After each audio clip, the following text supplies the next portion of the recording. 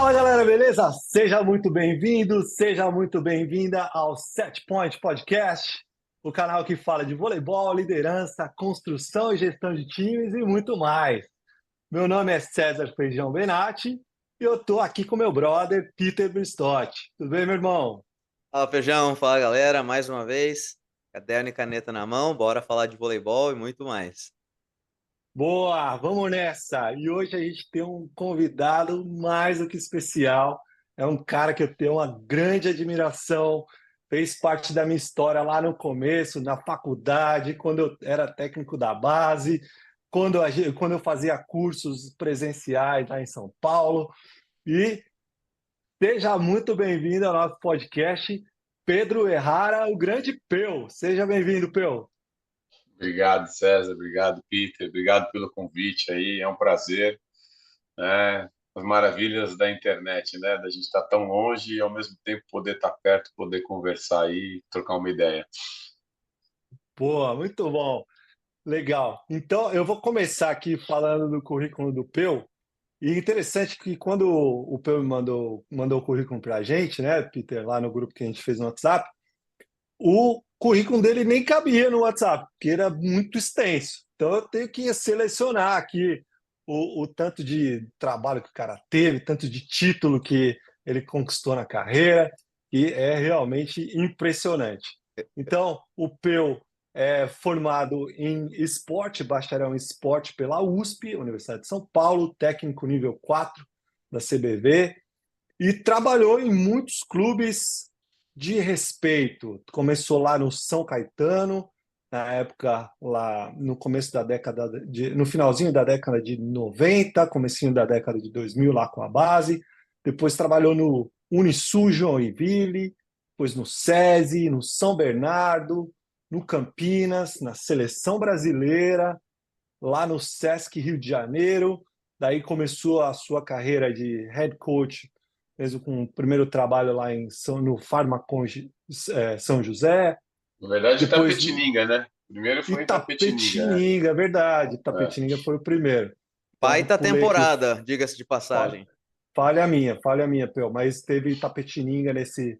É que é o mesmo No... time, né? Itapetininga virou São José depois, na verdade. Ah, é É, verdade, verdade. é, Tá certo. Eu tinha me esquecido desses é. detalhes. Então, lá no Voe Tapetininga, depois virou São José, depois a temporada passada fez um grande trabalho lá em Joinville de novo, e agora é o head coach do Suzano Vôlei. Suzano que tem uma baita de uma tradição no voleibol. Suzano que na década de 2000, na década de 90, começo da década de 2000, era um timaço e há alguns anos atrás voltou a fazer esse investimento massivo no vôlei e está de novo na elite do voleibol brasileiro. E o Peu foi contratado como o novo técnico lá do Suzano Vôlei. Peu, já entrando no nosso roteiro aqui, então conta aí pra gente mais ou menos a sua história no voleibol como atleta e depois a sua entrada nessa nossa profissão tão maravilhosa de técnico de voleibol. Minha história como atleta ela é bem curta e bem pequena, né? Eu joguei pouco, né? Eu fui federado pouco tempo. Eu comecei um pouco tarde no infantil, aí eu fui federado só no infanto. No juvenil eu já estava na idade da faculdade. E aí eu tentei fazer peneira. Eu era um levantadorzinho bem mediano, mas razoável, mas mediano. Mas eu acho que antigamente tinha muitos jogadores talentosos, então e aí eu teve uma época que eu tive que tomar uma decisão. Eu só tinha chance de continuar jogando no interior de São Paulo e eu passei no vestibular na USP. E aí eu fiquei naquela decisão e acabei escolhendo ficar na universidade, né? Eu já via isso, mas eu era, apesar de ser um atleta, não ter sido um atleta de destaque, eu era muito apaixonado. Então eu me via, queria continuar envolvido com vôlei. Então ser treinador era parte desse sonho. Eu continuei na faculdade, aí eu comecei, já jogava um pouco de vôlei de praia, comecei a jogar mais vôlei de praia enquanto eu estava na faculdade, joguei um pouco mais de vôlei de praia enquanto... Inclusive eu vou contar uma historinha rápida aqui para a galera quando você está nesse tema. Meu primeiro ano da faculdade, Interef de 2000, em Pindamonhangaba. Foi meu Primeiro último. jogo. Pois é. Tava eu e o Luiz Negão, que é um grande amigo meu, fez faculdade comigo, jogando contra o Peu e o Marcel, que era um craque de bola, o Marcelzinho. E os caras arregaçaram a gente. Mas tudo bem. Depois a gente conta essa história. Eu achei que você ia falar, foi a única vez que eu ganhei do Peu, né? Mas não Não, foi. não. É a vez que os caras fizeram a gente comer areia pra caramba. E aí, cara, na faculdade já comecei lá a trabalhar cedo no universitário na faculdade, logo no primeiro ano, né? Aquela época o CREF estava começando a se estruturar, não tinha esse controle, essa coisa, já estava dando treino lá dentro da USP e para outras universidades, para outros cursos, outras faculdades. E no terceiro ano surgiu a possibilidade de trabalhar em São Caetano, né? De começar a trabalhar lá no pré-mirim, mirim, infantil, assistente do infanto. No ano seguinte eu estava no infanto, já até assistente do juvenil, ajudando no adulto. E a coisa foi desenrolando, foi crescendo, né?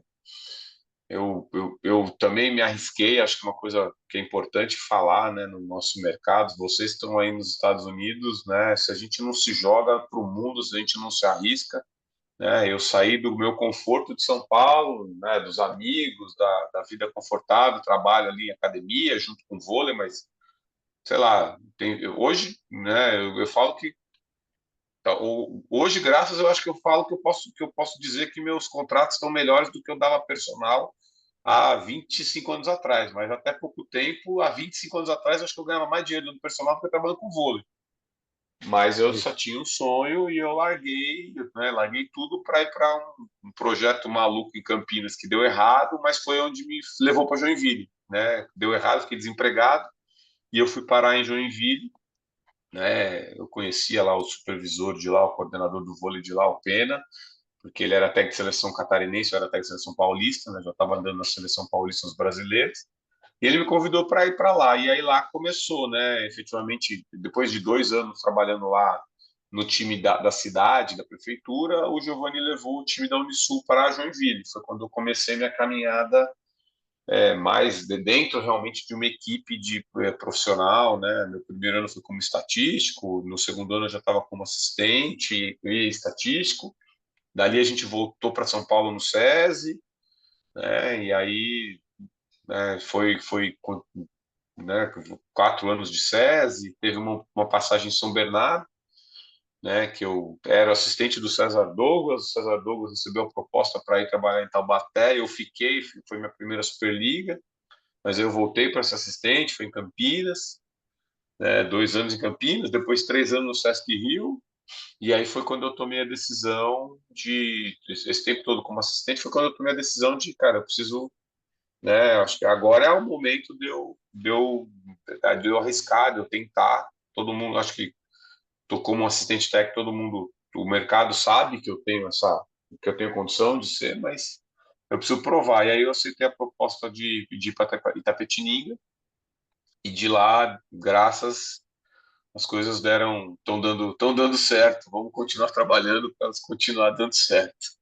Estão Mas, dando muito certo. né, Eu tô, eu acompanho a sua carreira desde o comecinho lá, desde o comecinho mesmo, desde a base de São Caetano, e quando você já era técnico da seleção paulista e técnico do Infanto de São Caetano, foi quando eu comecei a minha carreira de técnico como estagiário lá no Pinheiros. A gente até fez uma final uma vez, Pinheiros e São Caetano.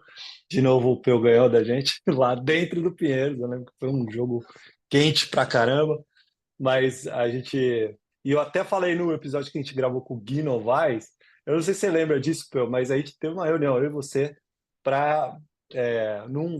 Você morava ali na época perto da FMU, ali na Vila Mariana. Eu na Vila morava na Vila Mariana. Mariana. Ali É, eu lembro que eu fui até sua casa, a gente teve uma reunião e você, para daí você me explicou como é que funcionava lá lá em São Caetano e tal, e eu quase fui trabalhar com você naquela época. Eu não sei sim. se Aham. então daí na época eu acabei indo para o Paulistano, que era mais um pouquinho mais interessante em termos de logística para mim e tal, mas eu acompanho a sua carreira desde lá do comecinho.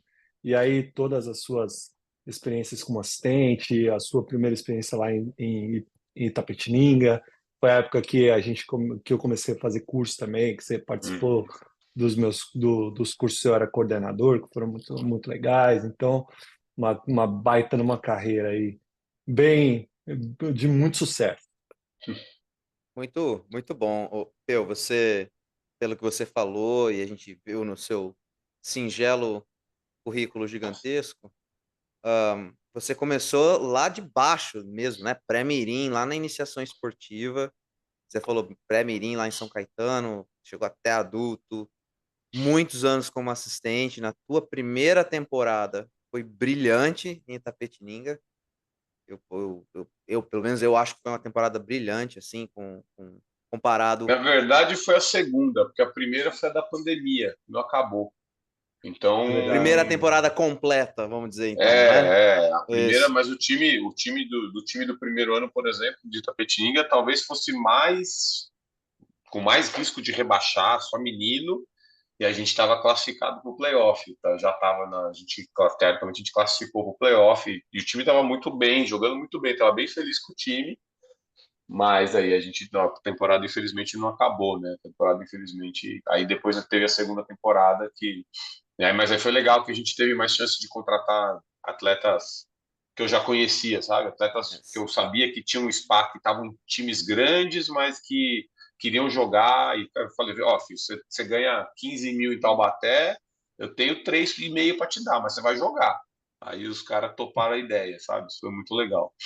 Né? A gente vai voltar a falar nisso daí, porque o Feijão e eu, a gente sempre fala muito sobre a importância de jogar Uhum. para o desenvolvimento, até no adulto, no profissional. Mas o que eu queria te perguntar é assim, você tem uma experiência vasta, num espectro amplo de idades e níveis, apesar de praticamente todas as equipes com que você trabalhou, independente da idade das categorias, sempre alto nível. Não dá para dizer que no estado de São Paulo, São Caetano é uma equipe de baixo nível, nunca foi assim.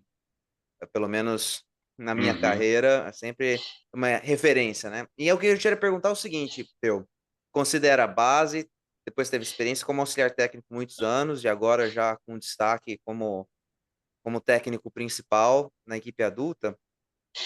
Quais são as coisas ou as experiências que você teve desde a base que você conseguiu carregar para as outras para os outros para as outras funções e os outros níveis que você trabalhou, ou coisas que você utiliza talvez até hoje que você tem aprendido lá no começo da tua carreira, porque é muito comum, né, a gente como começo no começo da carreira trabalhar com as categorias menores e aí conforme você vai se provando profissionalmente, a tua competência vai subindo. Acho que é até comum e até me pergunto o que seria se os técnicos bem experientes fossem bem recompensados para trabalhar lá embaixo, mas eu tenho viés para falar de Ah. base, né?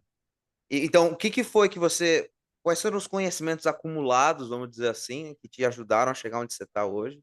E as diferenças também, né? A gente vê muito, e eu já conversei com muito técnico que teve passagem por seleção brasileira ou já viu seleção brasileira treinar, não só brasileira, mas em outros lugares. E eu particularmente já vi muito.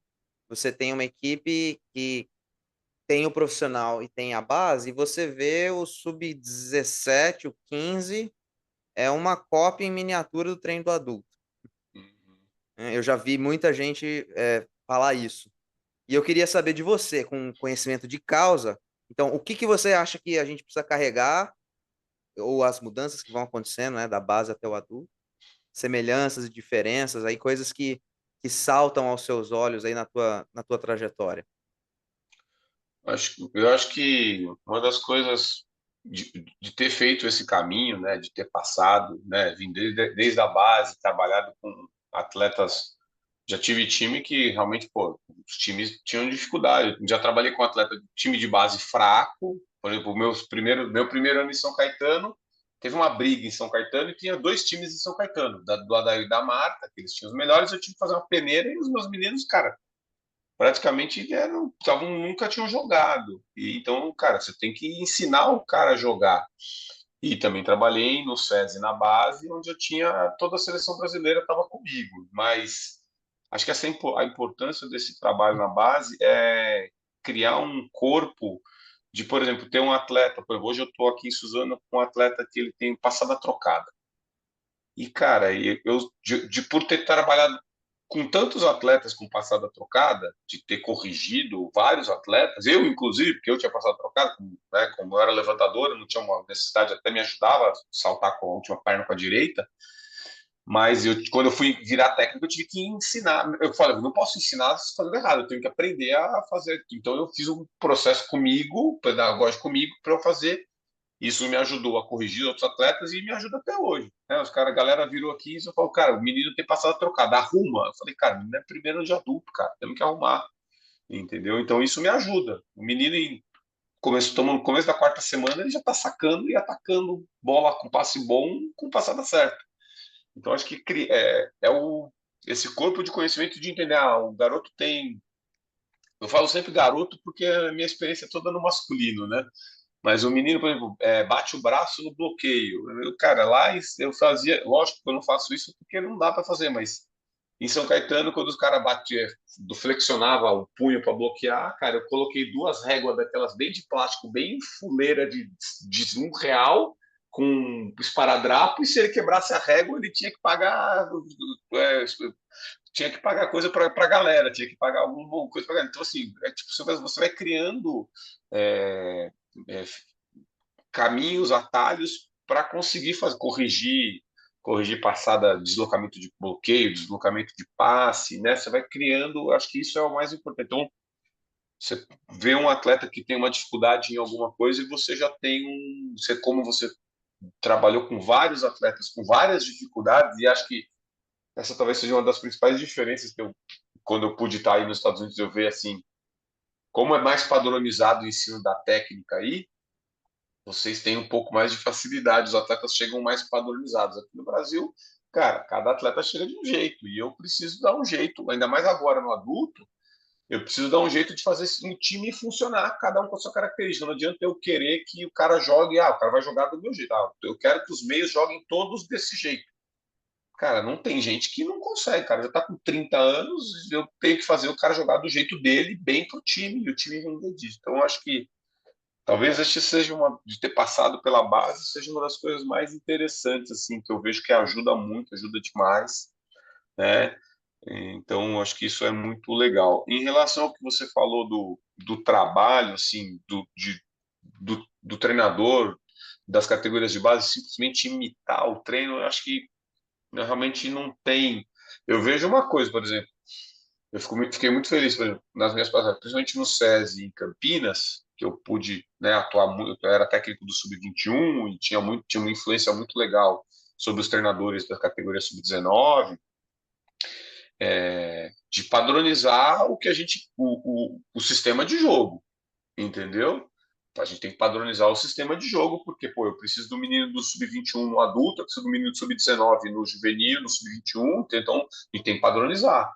E isso eu acho muito importante, mas o treinamento nunca pode ser igual. Uma equipe adulta, né, que treina duas vezes em 2 períodos, e uma equipe sub-21, que vai treinar uma ou 2 períodos, mas principalmente a 19, ou a 17, que treina um período só, 3, 4 vezes por semana. Você tem que saber adaptar o teu treino à realidade da tua equipe. Então, o, eu acho que. E até. Não eu não digo. Lógico que tem a diferença da maturação, tem a diferença da experiência, mas eu falo até com com as minhas equipes profissionais hoje. Falo, cara, primeiro que a gente dificilmente vai todo mundo ficar de um ano para o outro. É muito difícil. Mas mesmo que todo mundo ficasse de um ano para o outro, o atleta muda. Um ano depois, ele é um atleta diferente. Então, eu não posso dar o mesmo estímulo, trabalhar do mesmo jeito. Eu preciso entender esse novo atleta. Então, quem simplesmente aplica um treino que vê no adulto, no 21, no 19, talvez não esteja pensando no bem, no melhor treino para aquele grupo, para aquele atleta. Então, na verdade, é isso. A gente tem que pensar, cada um tem uma necessidade, cada um tem uma carência, cada um tem uma facilidade, e a gente tem que otimizar isso em cada um. Acho que melhorar todos faz a equipe ficar mais forte. Então, acho que é fundamental. a gente já pode tirar algumas lições dessa sua fala. Fica muito interessante a experiência que você adquire em cada equipe que você trabalha, esse conhecimento experiencial que a gente fala sempre. A gente vai aprender muito em livro, em curso, assistindo, mas o botar a mão na massa para ajudar os atletas a melhorarem é o que vai ficar na nossa cabeça e que vai acumulando ao longo do tempo e vai nos ajudando nos tornarmos técnicos melhores, professores melhores. E outra coisa que você disse, uma coisa é a gente padronizar, vamos dizer, a nossa filosofia de jogo do nosso programa, do nosso projeto, e outra coisa é o treino em si, e tem todas essas particularidades de cada equipe. E mesmo assim, né? Você dá um treino, faz uma progressão, você tem um diário de treino lá, vamos supor, a tua temporada 2024 do seu sub-15. E aí, se você no ano seguinte, 2025, esse mesmo sub-15 for para o sub-16, e você der o mesmo treino do Uhum. sub-16 de 2024, Não adianta. não vai adiantar. Não vai adiantar. Ou se você ficar com o sub-15, mas for uma outra equipe, não vai adiantar também repetir o É, treino do ano passado. Tirar o máximo. Então, isso é uma mensagem importante para os professores que estão nos assistindo e nos ouvindo. Nós temos que adaptar o nosso trabalho à nossa equipe, às características da nossa equipe. Por mais que eles estejam se desenvolvendo, e eu falo muito de base, né? Por mais que eles sejam crianças se desenvolvendo, mesmo assim, cada um vai ter as suas características e a gente precisa moldar o nosso trabalho para tirar o melhor da nossa equipe. E aí, dentro da filosofia de trabalho do projeto e tal, isso que você traz para a gente é mais uma é. confirmação de que somos nós que precisamos ser flexíveis e competentes ao mesmo tempo para fazer isso com qualidade. Muito, muito legal. Boa. Ô, Peu, você sempre foi um cara muito curioso, muito estudioso, sempre foi estudar diferentes escolas, viajou para muitos lugares. Eu lembro que você veio me visitar aqui nos Estados Unidos, passou um tempo lá vendo os treinos da seleção americana na época e tal, aí veio, passou lá em casa, a gente trocou muita ideia sobre voleibol, a gente fazia os cursos e fazia essa capacitação de outros técnicos. Conta aí pra gente quais são algumas metodologias e algumas referências de escolas que você usa no seu dia a dia para você desenvolver seus times. Cara, desde que como eu não fui um atleta, né? Como eu não fui um atleta nem perto de profissional, eu, cara, não tinha vivências, né? Como, né, não tinha vivenciado treinamentos. Uhum. Então, eu sempre procurei, cara, quando eu tive possibilidade, sempre fui assistir treino. Eu sempre, cara, vou ver treino, vou ver treino, vou ver treino dos, né? Fui ver, cara, fui pro Rio de Janeiro ver treino do Bernardinho, viajei pro Sul para ver treino, fui ver o treino do Renan Nascimento, depois fui ver treino do Jorge Schmidt lá na online na época. Cara, eu sempre aí tive possibilidade de ver treino de seleção brasileira. Então, assim, eu acho que não tem você poder ver outros treinadores trabalhando, ver a maneira como eles encaram o dia a dia de trabalho, ver como eles organizam o treinamento, ver a maneira, né, de gratificar, né, depois que você começa a trabalhar na Superliga, começa a ficar um pouquinho mais difícil, né, mas, pô, fui até os Estados Unidos ver a seleção americana trabalhando, tive a possibilidade de ficar uma semana com a seleção do Canadá, quando a seleção do Canadá veio, o Zé Roberto, pude ver a seleção feminina também, então, assim, cara, eu acho que eu acho para mim o maior exemplo que você tem, quem já pôde ver é o Zé Roberto dando treino e o Bernardinho dando treino. Quem olha fala, cara, não é possível que esses caras estão treinando para a mesma coisa, porque eles treinam completamente diferente. Os dois caras Uhum. ganham, entendeu? Então, a gente pegar e falar, um tá certo, outro não tá certo, esse tá certo, esse não tá certo, cara, não, cada equipe vai precisar. Eu vejo. E aí eu pude, infelizmente ainda não tinha, um dia eu quero ter a possibilidade de ver o Giovanni Guidetti trabalhando, né, em loco, mas já escutei muito ele falando, E uma coisa muito legal que ele faz, né, o Giovanni Guidetti, ele tem, como ele não tem a chance de ir ver treino de ninguém, porque ele sai do clube direto para a seleção, ele contrata um assistente de um lugar diferente do mundo a cada 2 anos. É, Ele troca de verdade. assistente para que o cara traga uma visão diferente, né? O Maurício Thomas já trabalhou lá, já teve americano, já teve chinês, japonês, ele vai trazendo gente de outros lugares do mundo para ganhar. E ele fala assim, cara, ele fala, ele, né, aí nos Estados Unidos tem aquela coisa que não pode usar mesa, não pode usar caixa, né, cara? Mais ou menos. Mais ou menos. Mas o cara, mas a gente, entendeu? Tem hora que tem que usar. Como vai usar a caixa? Ah, eu vou fazer só jogo coletivo. Beleza, só coletivo, tudo bem, mas como você vai fazer o coletivo? Então, com entender cada metodologia, cada jeito do trabalhador, de cada treinador trabalhar e entender o que vai fazer feito para a sua equipe, eu acho que é o mais importante, né? Então, por isso que eu sempre busquei, sempre tento ver, sempre tento olhar os treinamentos e só fico pensando assim, eu vejo um treinamento, como isso se encaixa, que momento é melhor fazer isso, que momento eu vou usar isso, né? Como eu posso adaptar esse trabalho, sabe? Acho que tem muita coisa legal. E eu gosto muito de ver, por exemplo, tô aqui em Suzano, tem o técnico do Sub-21 aqui, o Didi, cara, eu vou ver, chego cedo, sento lá, fico vendo o treino dele, né? Fico vendo os treinos do Sub-21, que também são ideias que a gente vai agregando para fazer o nosso corpo de conhecimento, né? Então, você monta tipo um quebra-cabeça assim de algumas ideias que você vê pelo mundo, algumas ideias que de outros técnicos que você também foi trabalhando. E Sim. aí, me diz aí, quais são algumas referências táticas e técnicas que você acha indispensável para você aplicar no seu time? Por exemplo, aí, o seu passe tem que ser com o corpo atrás da bola, ou vai usar Uhum. recurso. A sua marcação de bloqueio é uma marcação fechada, de leitura, a sua defesa é rodando, é mais disciplinada. Me fala alguns conceitos da parte técnica e tática que você É, gosta de desenvolver com seus times.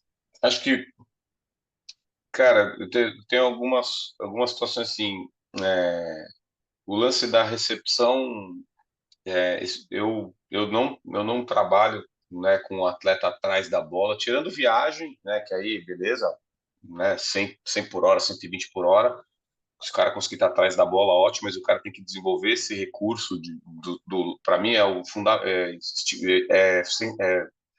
essencial que o passador domine essas questões das plataformas, né, nas manchetes laterais, nessas viagens mais fortes, mas no flutuante eu prezo muito pela questão de tirar a bola da barriga mesmo. Tira a bola da barriga, diminui ao máximo a quantidade de deslocamento que você vai fazer. Então, você não precisa deslocar para entrar atrás da bola.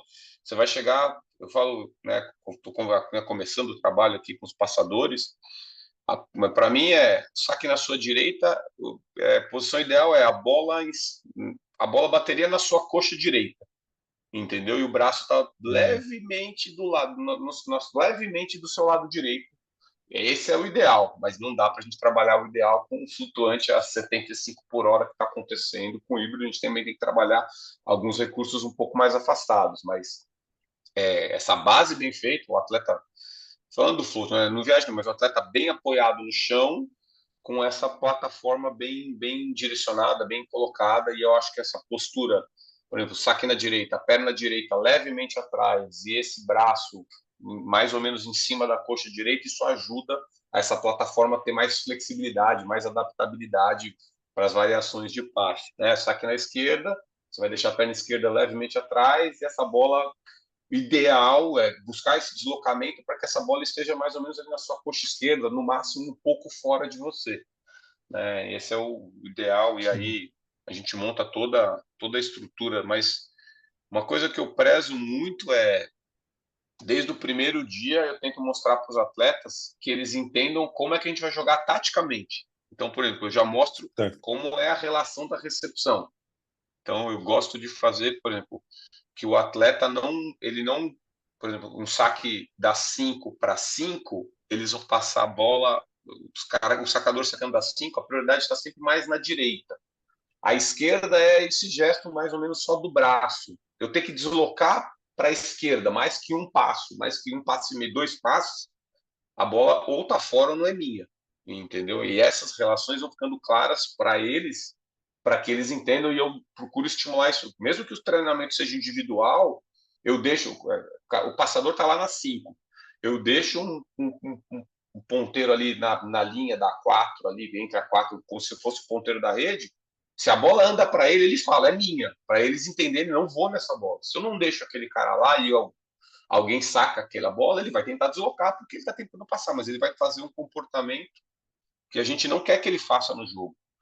Os líberos têm um pouquinho mais de liberdade, né, de tomar um pouco mais de risco para proteger os atacantes, mas principalmente os ponteiros, a ideia é que eles não sejam sacrificados no ataque, que eles estejam sempre em boas condições de passar e voltar para atacar, passar e voltar para atacar. Então, eu pego muito nessa parte da recepção, assim, mas eu diria que eu tento sempre fazer assim, o trabalho, os trabalhos técnicos iniciais, eles já são pensados com o jeito que eu quero que o time jogue lá na frente, taticamente, entendeu? Então, pô, por exemplo, o sistema ofensivo, eu quero que os meios busquem os espaços, né, os gaps, como vocês falam aí nos Estados Unidos.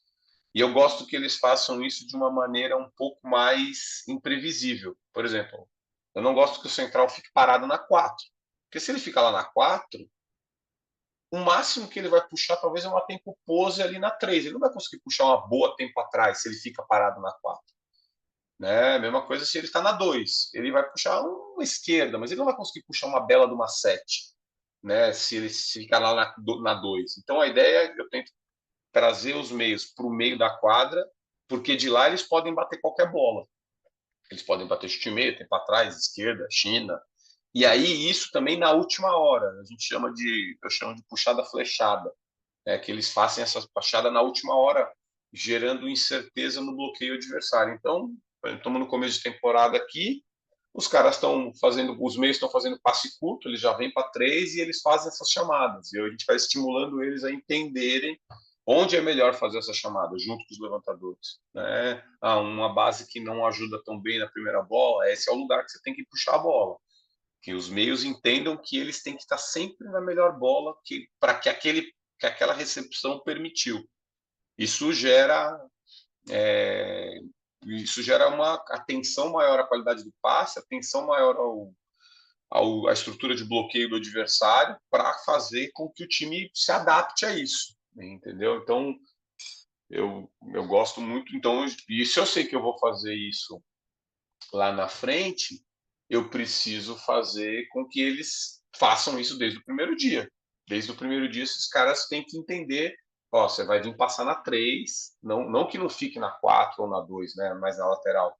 Mas sempre que tiver possibilidade, vem para 3 para que você possa puxar qualquer bola e entrar no melhor espaço possível. Então, isso é trabalhado desde do primeiro momento que os caras vão trabalhar passe curto, centrais e vão fazer passa curto, não só passa curto e puxa. E coloca alguma tarefa para eles analisarem onde eles vão puxar. Entendeu? Então é buscando isso, sabe? Esse encadenamento técnico desde o começo com o que vai ser exigido taticamente lá na frente. Cara, é muito bom ouvir você falar isso, porque a gente tem falado disso muito por aqui. Muito, muito, muito, muito. De que o desenvolvimento técnico de um atleta está 100% correlacionado à sua função tática. Então, treinar o fundamento isolado, treinar um passe isolado, sem ninguém do seu lado que não tenha uma relação com você, é muito pior do que treinar com uma pessoa do lado, que a relação entre os passadores é muito mais importante do que o gesto técnico em si. E a gente está indo numa linha, eu e o Peter, a gente está indo numa linha que até meio que coloca essa sistematização e essa formatização padrão que você falou lá do americano e focando muito mais nas relações entre os atletas, né? A relação Uhum. entre com quem está passando comigo, a relação entre o meu passe e o levantamento, a relação do levantamento com aonde que o atacante vai atacar e a relação do atacante e em relação a quem que ele está vendo na frente dele em termos de bloqueio e defesa. Então, o fundamento isolado é muito menos importante do que as correlações entre os atletas e as correlações entre as ações. Uma ação subsequente da outra é muito mais importante do que a ação em si que você está treinando. Então, a gente tem batido bastante nessa tecla através da metodologia que a gente está usando aqui hoje. E, e em relação ao que você falou, tem uma estruturação do seu treino. Como é que você estrutura o seu treino? Tem uma parte da manhã, uma parte da tarde. A parte da manhã você trabalha um pouquinho mais isoladamente, prestando atenção nessas correlações, e à tarde mais parte coletiva. Como é que você monta a sua sessão de treino e ali dentro da sua estrutura semanal? A gente são vários momentos, né? Agora na pré-temporada a gente faz uma carga maior, até porque a gente não começa saltando todo dia, então consegue fazer às vezes 4 períodos seguidos, treina de manhã e de manhã e de tarde, vai quebrar na quarta-feira à tarde, mas falando da rotina assim, quando a gente está em jogando efetivamente, a gente vai fazer talvez assim de 2 a 3 treinos mais técnicos pela manhã, mas quando eu falo técnico é porque vai estar grupo dividido, né? Não vou treinar com todo mundo na quadra, mas o treino não é só puramente técnico, né? Isso eu falo, não tem como, se a gente não joga vôlei sozinho, a gente tem sempre alguém do nosso lado e alguém que a gente vai enfrentar, então você tem que Isso. fazer esse componente, sempre colocar esse componente tático, né? Então, vai trabalhar a defesa, que seja com a caixa, né, com a mesa, que você coloque o cara entendendo como vai se posicionar na defesa por uma puxada tal do adversário, como ele vai se colocar. Se a gente agora nós vamos treinar a defesa, a gente está queimando, então a defesa tem que rodar muito mais, né? Os 3 da diagonal tem que estar muito mais juntos, entendeu? É muito diferente do bloco que está chegando bem. Então a gente tenta simular essas situações. Eu vejo que, lógico, nunca é igual a parte tática da tarde, e isso fazer à tarde, então é fundamental fazer à tarde, mas eu vejo que é muito interessante você ir colocando para que, como você tem uma diferença muito grande de nível dos atletas, alguns atletas muito mais experientes, outros que estão chegando, que estão começando, você precisa meio que padronizar o entendimento deles do jogo. Então, esses trabalhos, assim, é muito Interessante. legal. Eu falo assim, na verdade, é a gente conseguir fazer com que os atletas eles leiam o jogo de uma maneira igual. Não adianta Uhum. 3 caras na quadra falar que o passe foi A e 3 falar que foi B. Ferrou. Vamos fazer, cada um vai ter um comportamento, né, de Uhum. acordo com isso. Então é muito importante que essa leitura fique padronizada. Né? Sim. O time lê a bola foi curta. Foi curta ou não foi curta? A base acha que a bola foi curta e a defesa não acha. Pronto, ferrou. Você não vai fazer subir a bola. Então, essa Entendeu? padronização é muito importante, comunicação é muito importante. Acho que é criar essa comunicação para que o time funcione realmente como um reloginho. Acho que isso é muito importante. Né? Excelente, muito, muito bom. É muito bom ouvir um cara que está no alto nível falando desses conceitos que a gente acredita. Oh, maravilha! Pois é. Eu achei muito interessante o que você falou aí, de tudo que você falou é muito legal, mas às vezes a gente que trabalha na base fica pensando assim, né? Ó, o atleta, quando ele chega lá no adulto, vai ter acumulado uma quantidade de anos de experiência e vai estar todo mundo igual lá no adulto. E não é bem assim, né? Você tem o cara que tem 30 anos e o menino que acabou de subir do 21, que está se acostumando ali com uma diferença de velocidade, de distribuição, de complexidade mesmo do jogo. Então, mesmo no nível adulto, profissional, você tem aí essa diferença de entendimento e de próprias experiências. Às vezes o cara veio de uma outra equipe que trabalhava de um outro jeito e tem que se adaptar com a equipe nova. Então, acho que essa é uma lição muito importante para os técnicos que trabalham com todo tipo de idade e de nível, né? A gente precisa ficar com o olho aberto. Qual que é o atleta? Quais são os atletas que vão precisar mais da nossa ajuda para a gente conseguir equalizar e fazer todo mundo ter essa compreensão, esse entendimento da filosofia, né, que a gente está propondo ali para a equipe. E aí eu imagino que não só de uma temporada para outra, e aí eu vou voltar de novo fazer a pergunta da tua história. Quando a gente começa a nossa carreira e a gente vai adquirindo experiência, nós vamos colocando alguns valores, não só valores pessoais, de liderança, mas de conhecimento, de fundamentação do jogo ou da maneira de treinar, e alguns desses valores se mantêm ao longo dos anos e eles vão se solidificando, mas a experiência também é muito boa para quebrar paradigmas e mudar nossa maneira de pensar. Nessa sua jornada como treinador de altíssimo nível, o que você acha que você manteve e mantém até hoje, todos esses anos que você trabalha com voleibol e que você cada ano tem mais convicção? E e é o que eu tô mais curioso, acho que eu tô curioso para as duas coisas. O que mudou? O que tem mudado ao longo dos anos? Lá nos anos 2000 eu tinha esse entendimento, fazia isso, e agora, por conta desse fator ABC, precisei mudar, mudei essa minha maneira de pensar. Conta pra gente aí. Eu acho que uma das coisas que eu mais prezo é o time jogar em sistema em todas as situações. Todas as situações. É uma coisa que, tipo assim, até quando eu tava dando um curso de nível, eu dou curso na CBV também, né, dos treinadores nível 2, nível 3. E aí um aluno me perguntou se eu dava muita bronca. Eu falei, cara, ó, presta atenção, todos os atletas sabem o que tem que fazer. A gente está combinado, o jeito de jogar já está certo, já está bem treinado, o adversário a gente estudou, está combinado de fazer. Eu não preciso me estressar. O cara, quando acontece a falha tática, tem a falha técnica. A falha técnica a gente tem que trabalhar para que ela não aconteça. Mas a falha tática, cara, né, sei lá, vamos falar, tinha que marcar a paralela do cara.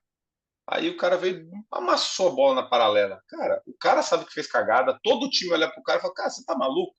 Era para pegar a paralela do cara e você não pegou. Então, assim, isso facilita muito, porque isso, né, você não precisa ficar se estressando. Porque você treina para isso, prepara o time para executar, né, o sistema de jogo e as táticas necessárias para a partida, e os caras sabem o que fazer e conseguem fazer e têm noção, né, do que está sendo feito. Então, acho que essa é a primeira coisa que falo. Mas jogar dentro de sistema o tempo todo pode ser muito complicado, às vezes. Então, o atleta tem que entender isso, né? Até ter um pouco de. Cara, eu tenho que fazer as coisas do jeito que o time precisa. E às vezes alguns atletas não têm dificuldade com isso. Respondendo à sua outra pergunta, uma das coisas que eu comecei a entender é que depois, principalmente trabalhando, né, minhas primeiras equipes eram muito jovens na Superliga. Então eram meninos ali de 21, 22, 23, até 25 anos, que são extremamente abertos, mas também necessários. Eles estão numa fase que têm muito a evoluir. Então você consegue colocar coisas novas e fazer eles mudar. Quando você começa a trabalhar com um atleta que já está com seus 30, 31, 32, 33, cara, talvez o custo de você implantar uma mudança técnica ou tática muito grande no cara, talvez ele não suporte fisicamente. Ele precisaria fazer uma carga de treinamento que ele não suporte fisicamente. E aí você vai tentar fazer, vai machucar o cara não vai jogar bem. Então, uma coisa que eu vi é assim, cara, eu sempre eu olho atletas, eu pego, por exemplo, eu olho o cara vejo que o cara, a minha opinião o cara não vai conseguir entrar no sistema de ataque ou de bloqueio, qualquer sistema, ele não vai conseguir entrar. Eu chamo o cara e converso com ele. Ó, a ideia é essa. O que você acha? Se o cara vira para mim e fala, puta, acho que eu não consigo, não sei. Eu falo, não tem, beleza, com você a gente vai jogar desse jeito. E o time entende isso. E aí a gente tem que criar uma variação dentro do sistema para que esse cara desempenhe o melhor dele. Né? Por isso eu digo, quando você está na formação, você quer criar um atleta, né, com qualidade, até isso você tem que tomar cuidado também, porque se você fica muito fechado no sistema, você vai colocar o atleta para jogar só do seu jeito. E aí, ele precisa desenvolver outros jeitos de jogar. Eu gosto muito de falar dos centrais, né? Tem centrais que são um pouco mais rápidos e não tem grandes variações de ataque, e centrais um pouco mais lentos que têm grande variação de ataque. E esses dois têm vantagens que têm que ser aproveitadas pela equipe e o time entender. Então, é você fazer o time entender como é que vai jogar de acordo com essa característica de cada atleta. Então, talvez eu tenha ficado menos amarrado a fazer o sistema, porque eu tenho que entender o atleta. Por exemplo, como trabalhei, né? Eu passei 4 anos no SESI trabalhando, cara, escolhendo os meninos do sub-21, do 19, do 17 a dedo. A gente pegava quem a gente queria e levava. Então, nossos times tinham média de altura de 2,2 m, né? Era time gigante, o time podia jogar de um jeito. Era Caramba. preparado, o time era preparado para jogar a maior parte do tempo em espera, né? Tocando só em bola, porque o time era grande, mas e se eu vou para uma outra equipe que não tem essa condição? Como é que eu jogo? Entendeu? Como é que eu faço esse time desempenhar? Então eu preciso saber me adaptar a essas coisas. Então eu vejo que ter os sistemas bem definidos, mas com que eles também não sejam excludentes, né? Que eles não, não, eu só posso trabalhar com esse tipo de jogador. Cara, o dia que eu tiver eu montando, se eu poder estar contratando o time, eu vou contratar o time da maneira que eu acredito. Mas a gente sabe que não é a realidade. Né? Os times são montados antes, a negociação acontece antes, você chega no meio da temporada. Então, se você ficar muito fechado, você vai ficar dando, às vezes, murro em ponta de faca e o time não vai andar. Né? Muito, muito bom. Mais uma vez, a experiência trazendo mais flexibilidade, mas isso só acontece se você tiver a cabeça aberta para perceber essas nuances, até onde que eu preciso impor o sistema, que a gente achou que é melhor para a equipe, e como que a gente vai encaixar aquelas peças, aquelas pessoas que precisam de um certo ajuste para que essa engrenagem toda funcione. E isso é muito aplicável também, professor e professora que está nos assistindo, nos ouvindo, na base. A ideia é exatamente a mesma. Talvez por conta de outros fatores, né? Às vezes você tem uma menina lá que é uma pirulona, eu falo de menina porque eu trabalho mais com feminino, ela é gigantesca e mais descoordenada. Como é que você vai conseguir jogar? O que ela consegue entregar para a equipe por conta ou dessas limitações momentâneas que ela tem? Como que a gente consegue ajudá-la a se desenvolver, né? E na base a gente tem que fazer as duas coisas. Desenvolver o atleta, no adulto também, lógico, né? No profissional, mas esse viés de desenvolver o atleta, um atleta versátil e inteligente, mas ao mesmo tempo fazer com que todo mundo jogue para a equipe. Muito, muito interessante. Gostei demais. Meu, agora a gente tem uma parte do nosso podcast que a gente faz algumas perguntas um pouquinho mais de cunho pessoal. Então, vamos lá. Esse é o nosso quadro Ataque e Defesa. A primeira pergunta: nos conte um momento importante ou marcante da sua vida que influenciou quem você é hoje. Cara, eu já não sou menino, né? Já vou fazer 4, indo para os 50 anos. E, cara, a gente é de uma geração que era muito na base, a gente não discutia, né? Não discutia, o técnico falava, a gente não discutia, a gente fazia. Uhum. E foi meu começo como treinador, foi assim. E aí, quando eu chego em Joinville, eu falo que alguma coisa mudou ali da geração que nasceu ali em 86, 87, 88. Naquela geração as coisas começaram a mudar. E aí eu indo para porrada, como eu ia, né, né, mais direto, mais agressivo com os atletas, cara, e não funcionava, não funcionava. E os atletas viraram um dia para mim e falaram, cara, você só briga com a gente, você não tá do nosso lado. E aí aquilo lá bateu para mim e falou, cara, os caras estão mudando, os caras estão mudando, se eu não mudar, eu vou ficar pelo caminho, sabe? E isso, né, e eu acho que cada vez mais, então eu tento muito tentar entender. Eu não faço assim um grande carnaval, geração X, Y, Z, né, que falam, mas é tentar entender cada um e entender que, cara, o mundo muda se a gente ficar parado. A gente vai ver. Esse momento, para mim, foi muito assim, né, dos caras, dos moleques virar para mim e falar, cara, não dá, você só dá bronca na gente, você dá esporro. E era uma coisa que funcionava, mas não funcionava mais. Então, Uhum. quem jogou comigo, trabalhou comigo lá atrás e olha e fala, cara, eu agora é uma mãe, entendeu? Mas eu vejo, são diferenças, são diferenças. Funcionava com a gente, não Uhum. funciona mais, entendeu? Você tem que cobrar os caras de outra maneira, exigir dos caras de outra maneira, mas eu acho que eles respondem igual, entendeu? Respondem com a Uhum. mesma dedicação, entendeu? Não Uhum. muda, não muda. É a maneira que a gente vai abordar que tem que ser diferente. Boa. Muito boa. Vamos lá, próxima pergunta. Peu, qual é Hum. ou quais são seus livros de cabeceira ou livros que te marcaram e você pode compartilhar com a gente? Nossa, cara. Cara, tem um livro que eu tive a possibilidade de ler, Xerocado, que se eu não. Puta, agora eu preciso até lembrar. É do cara que foi o técnico da seleção americana em 88. Acho que é o. Marv Dunphy. Acho que foi um dos livros dele. E, cara, ele falando. É muito legal de ler o livro dele, porque, cara, acho que não. Posso estar falando besteira, assim. Depois eu vejo direitinho, porque eu tô. Mas é um livro que eu li que é assim. O cara, ele não era jogador, não era, né, treinador, e ele começou a dar treino no colégio, na faculdade. Ele começou a dar treino aí nos Estados Unidos e, cara, ele sempre se perguntando como ele faria.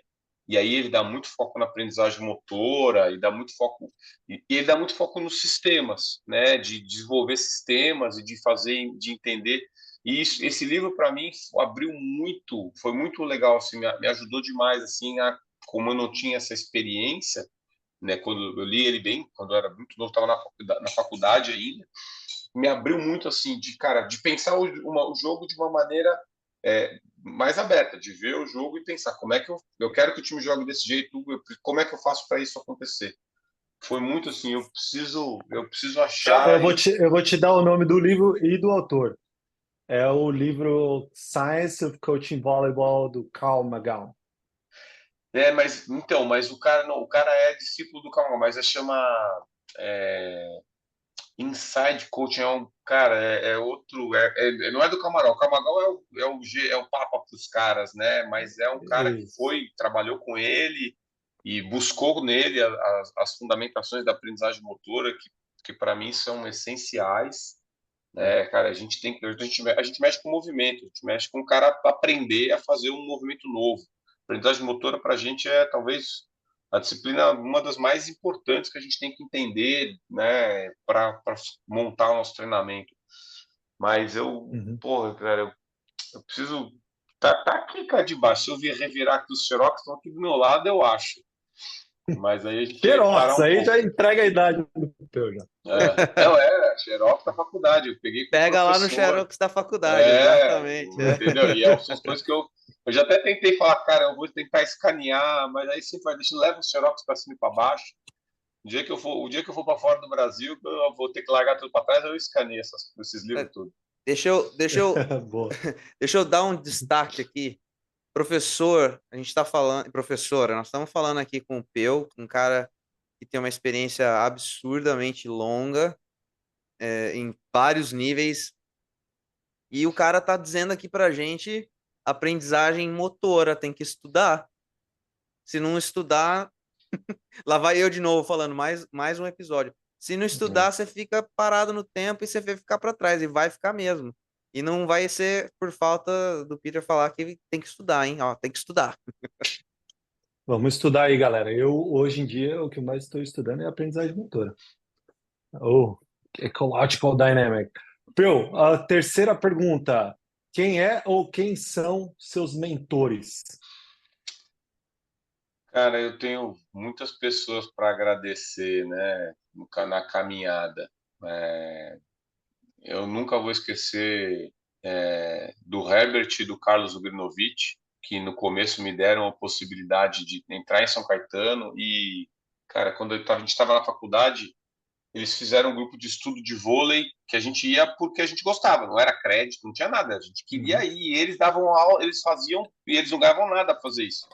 Não era uma coisa, um programa da universidade, era eles faziam Sensacional. porque eles gostavam e davam, toda quinta-feira eles davam 2 aulas, 2 horas de aula para gente. Então esses caras para mim me ajudaram demais e me deram eu cheguei no Carlos era professor da universidade, o Herbert estava só pesquisando e eu cheguei no Carlos e falei, Carlos, cara, beleza, eu tô aqui, mas eu não conheço ninguém no meio do vôlei, não trabalho com ninguém. E ele me ligou e falou, vai falar com o Herbert porque ele tá precisando de gente em São Caetano. Foi quando eu comecei a trabalhar. Então, esses caras eu não posso nunca esquecer, porque me ensinaram muito e tiveram paciência de passar o conhecimento que eles tinham, né? Eles tinham tido experiências como treinadores, preparadores físicos das Uhum. categorias profissionais, mas tinham esse viés acadêmico muito forte. Lá em São Caetano, cara, o Tunico e o Marcinho, quando eu comecei a trabalhar, técnico do adulto e técnico do 21, que, cara, foi a primeira vez que eu vi gente de alto nível, né, trabalhando e jogando. O time da SOS lá foi o primeiro time que o Escadinha jogou de líbero, né, de vivenciar Uhum. isso logo, sei lá, meu primeiro ano como treinador de federação.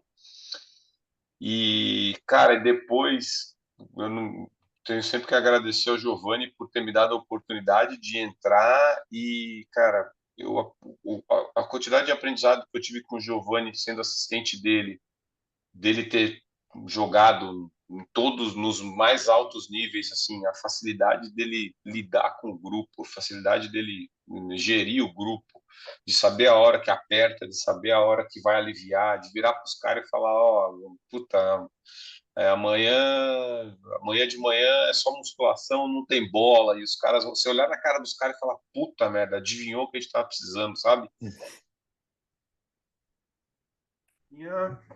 Eu não tinha isso, né? Eu não tinha essa. Ficou ruim o som aí? Não, não, tá bom, tá Tá, legal. tá, tá bom. Ainda tá bom. E eu não tinha isso, né, cara? Eu não tinha essa noção, porque eu não participei de equipes de alto nível e sempre busquei isso, entender como é que o atleta funciona. Eu precisava entender como é que o atleta funcionava. Então, cara, Giovanni me ajudou demais nessa parte, então acho que fica essas notas aí, né? Maravilha. Muito Show bom. de bola. Vamos lá, próxima pergunta. Peu, se você pudesse mudar uma coisa no mundo do esporte, o que que seria? Nossa Senhora. Não tá cabeludo. Vou falar da minha, vou falar, vou diminuir assim, na realidade assim, eu acho que seria que a gente tivesse uma obrigação maior das equipes profissionais terem as categorias de base e um Muito bom. Muito bom. estímulo muito maior. Vou falar aqui do Brasil, né? Uhum. Cara, a gente tem um monte de estado que não tem nem sub-21 e principalmente assim, os 3 estados do sul não tem sub-21, cara, masculino pelo menos. Rio Grande do Sul, Paraná, o Paraná tenta fazer, Santa Catarina não tem. E é onde está, cara, dos descendentes de europeu, de alemão, de polonês, de italiano, entendeu? É onde Os tem os caras, grandões. é onde estão os maiores caras, não que não tem em Minas, não tenha no Rio, não tenha, lógico que tem, mas se a gente parar a pensar, a quantidade é muito grande, esses estados não tem adulto, entendeu? Santa Catarina agora tem, mas então são situações que eu vejo que a gente precisa, se eu pudesse, era ter um fomento maior, uma preocupação maior com com a formação e com a continuidade. Eu acho muito ruim os meninos muito novos terem que sair de casa, sabe? Sub-19, 21, beleza, mas ver menino sub-15, cara, tendo que morar em outro estado, longe, cara, porra, eu acho a gente sacrificar demais e talvez perder alguns talentos porque eles ficam saturados, cara. O moleque tem 14, 15 anos, tá longe da mãe, tá longe da irmã, tá longe dos amigos, entendeu? Eu acho que isso a gente poderia retardar isso, sabe? E hoje a nossa realidade é o moleque vai muito cedo, sai muito cedo, os melhores, né? Os que teoricamente têm mais biotipo, mais condição, eles estão saindo muito cedo. Eu não acho que isso seja bom.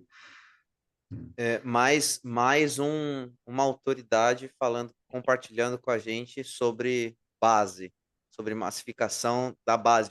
Em outras palavras, massificação da base, dar mais oportunidades para as crianças se desenvolverem onde elas estão e ter condição de jogar num nível maior. Muito, muito bom.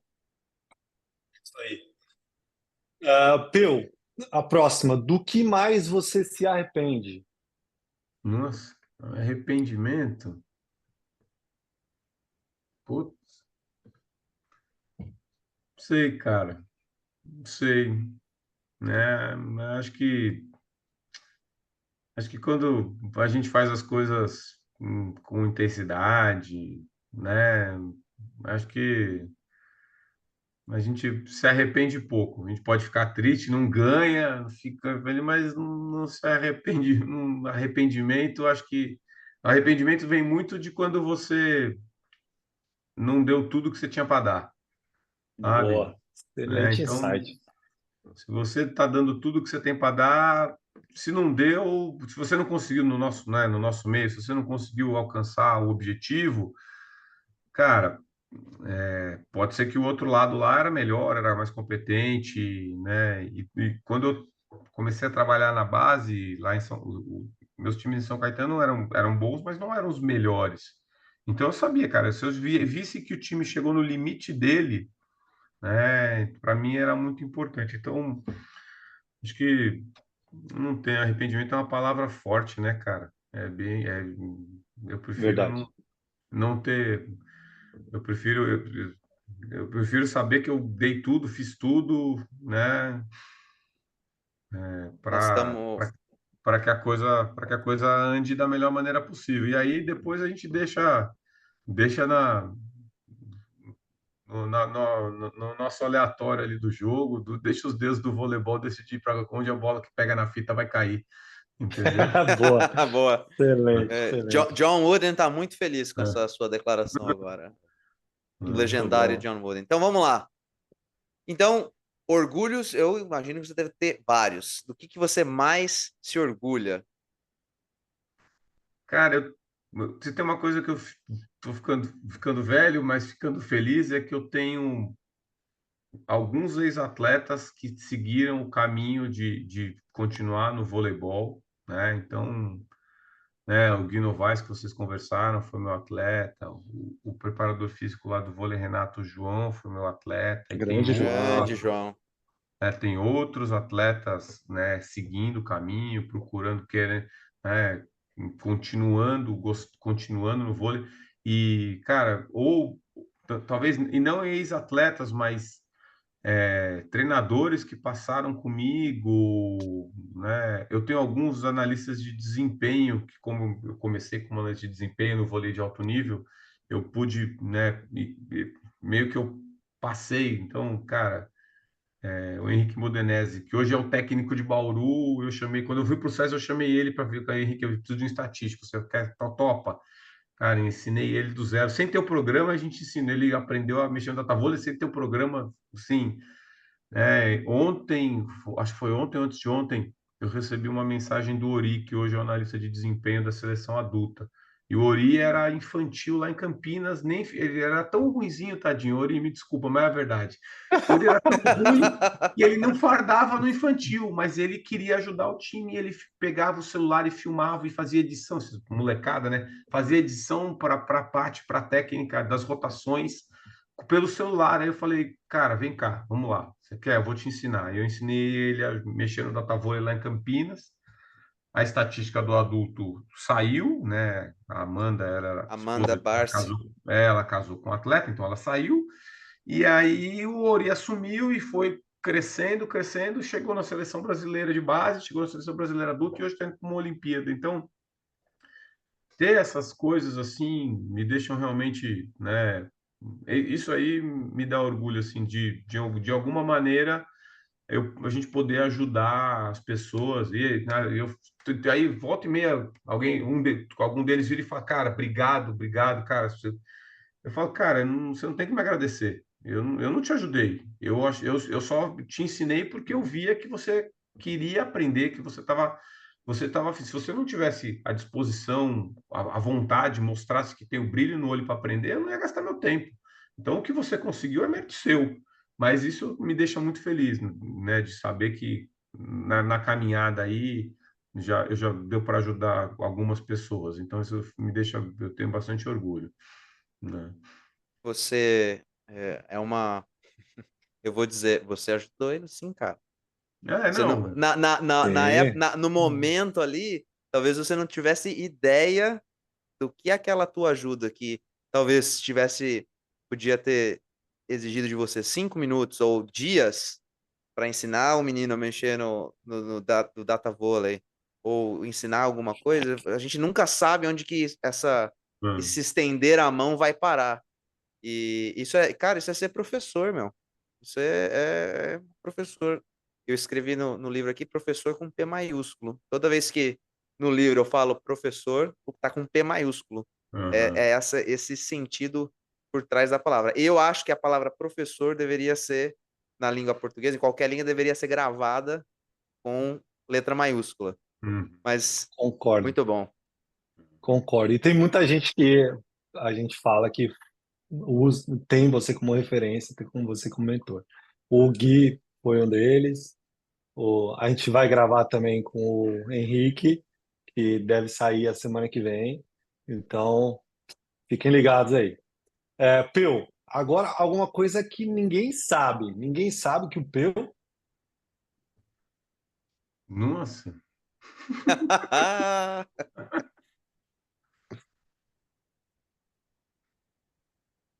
cara.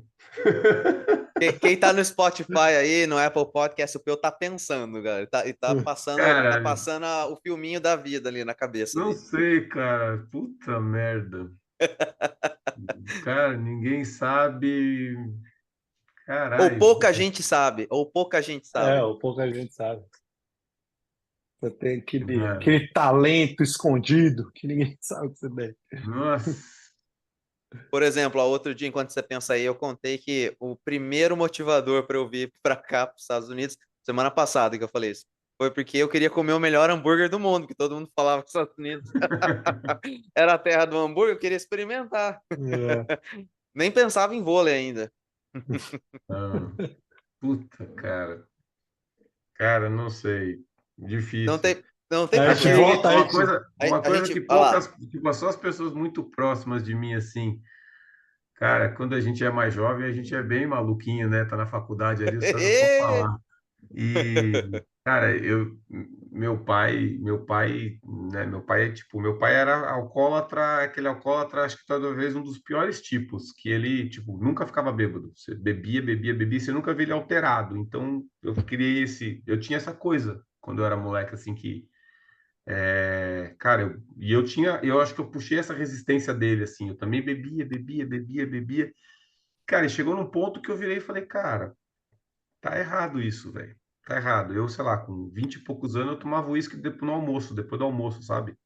Falei, mano, tá errado essa porra.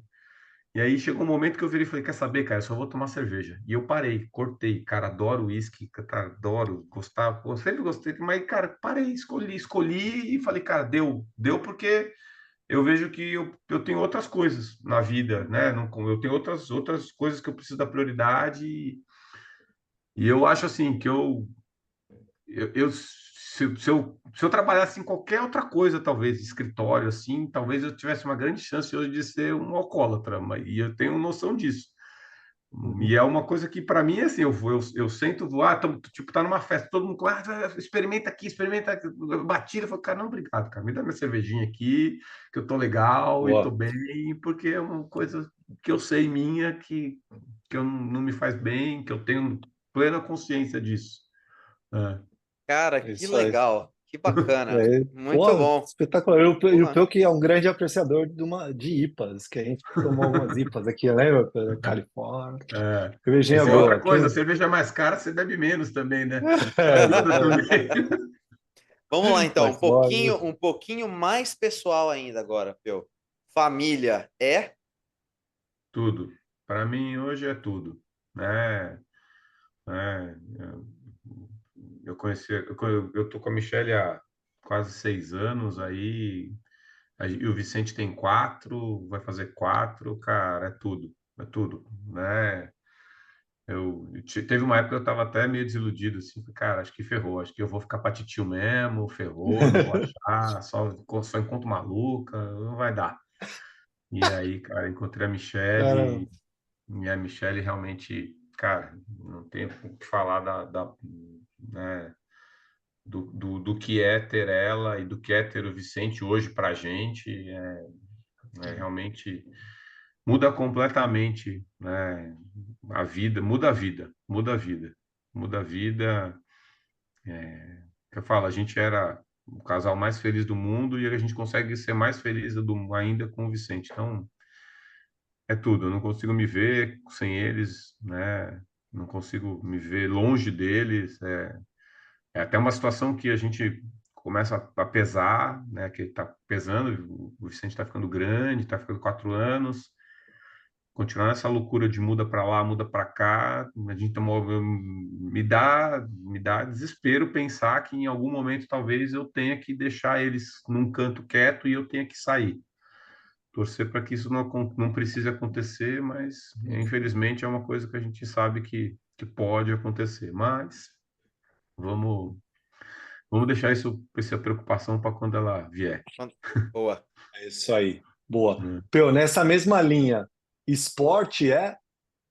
Cara, esporte para mim é uma das coisas mais ricas que tem para a gente ensinar e educar, sabe? A possibilidade de você fazer uma ação não tão boa e logo depois você ter a oportunidade de fazer melhor, você fazer um dia não tão bom e no dia seguinte você tem a oportunidade de fazer igual, uma temporada que não foi tão boa, você tem a possibilidade de ver o que não está sendo bem feito e fazer e corrigir e tá sempre melhorando.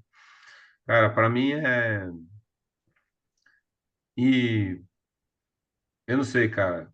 é, Quando a gente pensa, né? Cara, você vai falar, sei lá, tô dando treino há 26 anos, eu tô dando treino. Cara, nunca um dia é igual ao outro, cara. Não tem coisa mais gostosa que isso, sabe? Não tem coisa mais gostosa que isso, sabe? De você poder trabalhar com os caras que estão ali motivados para fazer, querendo melhorar.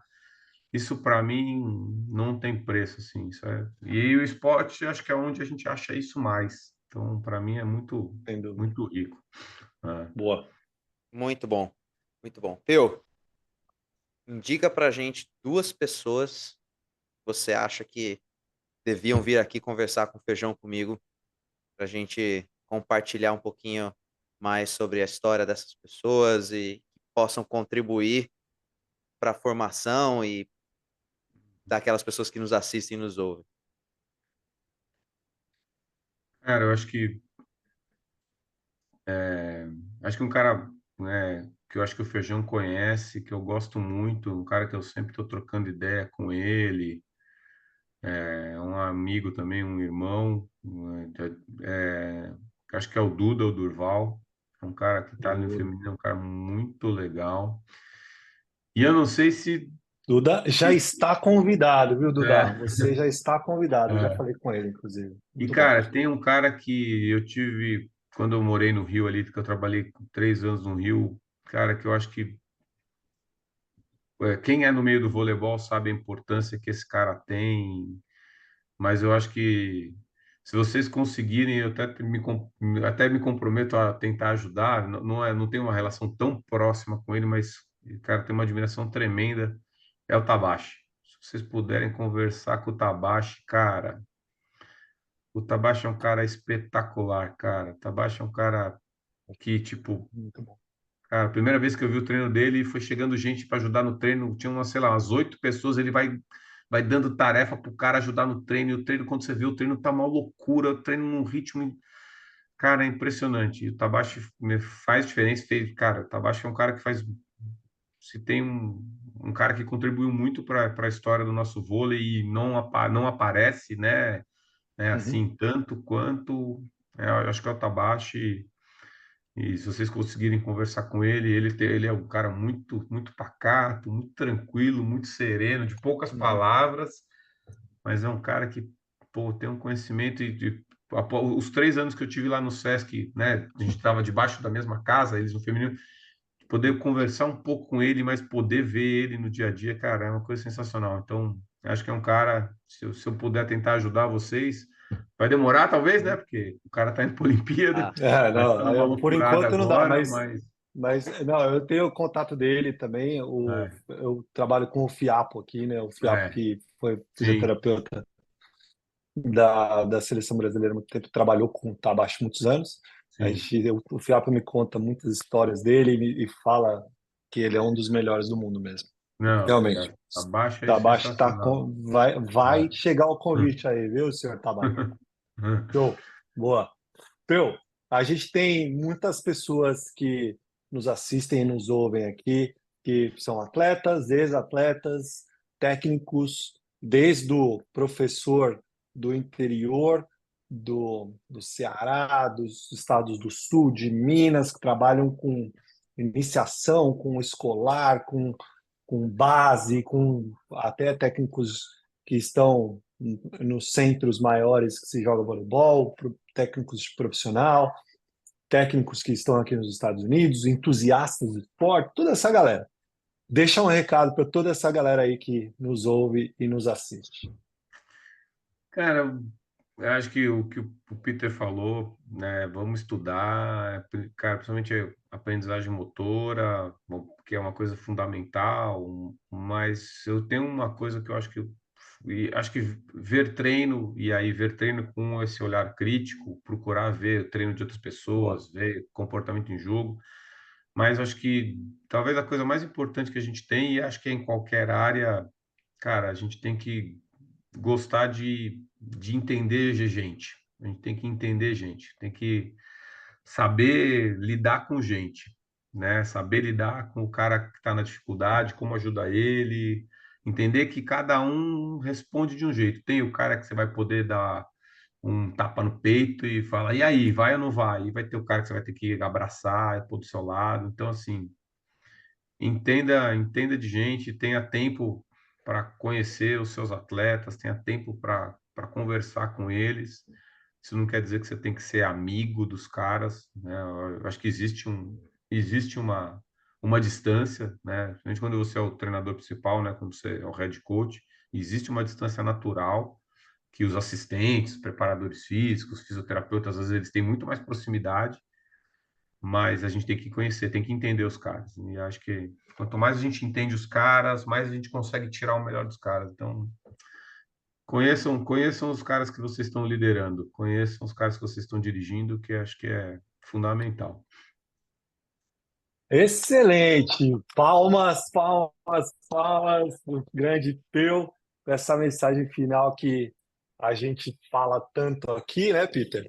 De não só estudar muito parte técnica, tática, aprendizagem motora, estatística, mas entender de gente primeiro. Eu sou um defensor muito grande dessa bandeira. E com esse recado, cara, Peu, muito obrigado mesmo por dedicar esse tempo. A gente está gravando agora, são 10h30 da noite aí no Brasil, e você gentilmente dedicou esse tempo aqui com a gente, fez questão de tá com a gente aqui gravando nosso podcast. É muito enriquecedor ouvir tudo que você falou aqui. em todos os aspectos, né, de metodologia, de base, de adulto, todas essas respostas do nosso ataque e defesa. E, cara, eu te admiro pra caramba, desde lá do comecinho da década de 2000 que a gente se conheceu, primeiro jogando contra, depois é, trabalhando, depois nos cursos que a gente fez juntos e trocando muita ideia, não sempre, mas eventualmente. Cara, te desejo toda a sorte do mundo, todo o sucesso do mundo. Sou muito, muito fã do seu trabalho e a gente realmente agradece tudo que você fez pelo voleibol, tudo que você ainda vai fazer pelo voleibol e por esse tempo que você usou para ensinar a nossa audiência. Valeu, garoto! Obrigado, César. Obrigado aí. Uma das coisas mais interessantes para mim, é ver e ouvir o testemunho de uma pessoa que trabalhou por tantos anos e começou lá de baixo e que insistiu e que mergulhou, se jogou de cabeça naquilo que queria fazer e chegar onde você está hoje, com destaque no cenário nacional, num país que adora voleibol, e você ainda se dispor esse tempo que você poderia estar com a tua família, de vir falar com a gente em nome de todas as pessoas que vão nos ouvir, vão nos ver, vão nos assistir. Obrigado por você compartilhar um pouco da tua experiência com a gente. Você não tem ideia de quanta gente você vai ajudar com essa seu testemunho, com essa conversa que a gente teve aqui. Ser professor, você vai continuar sendo professor, mesmo quando o YouTube estiver desligado, quando o Spotify tiver, o seu celular estiver desligado. E isso é uma das coisas mais legais de internet, da gente conseguir deixar esses episódios gravados, é que pessoas extremamente competentes como você vão continuar ajudando outros professores, outros atletas, outros amantes do voleibol. E muito obrigado. Valeu mesmo. Valeu, Pedro. Obrigado, cara. Parabenizar vocês pela iniciativa. Sei que, né, todo mundo na rotina, vocês desenvolverem isso, e acho que é muito legal, né? Eu acho muito legal a gente poder trocar ideia, né? Nós, treinadores brasileiros, acho que a gente pode melhorar muito nisso, de trocar ideia. Vejo os treinadores argentinos, né? Contato que eu tive com o Marcelo Mendes e com o Horácio, eles comentam, cara, a gente fala de vôlei o tempo todo. Acho que a galera do Rio de Janeiro, quando eu estive lá, deu para entender isso. Por que que eles também cresceram ali? O voleibol no Rio de Janeiro foi tão forte e é tão forte, porque eles têm muito isso de conversar, de trocar ideia entre eles. Eu acho que a gente precisa fazer mais isso e vocês estão ajudando muito isso a acontecer. Então, acho que esse aí vai sempre ser lembrado e fico feliz de ajudar. Estou à disposição aí. E vou lembrar o nome do livro e vou mandar para vocês. Boa! Show de Pô, bola! a gente vai colocar na descrição. É isso aí. Beleza, galera, muito obrigado por vocês terem acompanhado esse episódio até esse ponto. E não esquece de dar o like aqui nesse episódio, compartilhar com seus amigos e a gente se vê no próximo. É isso aí, galera. Obrigado por ficarem conosco até esse momento aqui. Papo muito legal aqui com o Pedro Erraro Peu. E como eu sempre digo, volte para conferir o próximo episódio. Valeu, galera. Isso aí, galera, um abraço, valeu!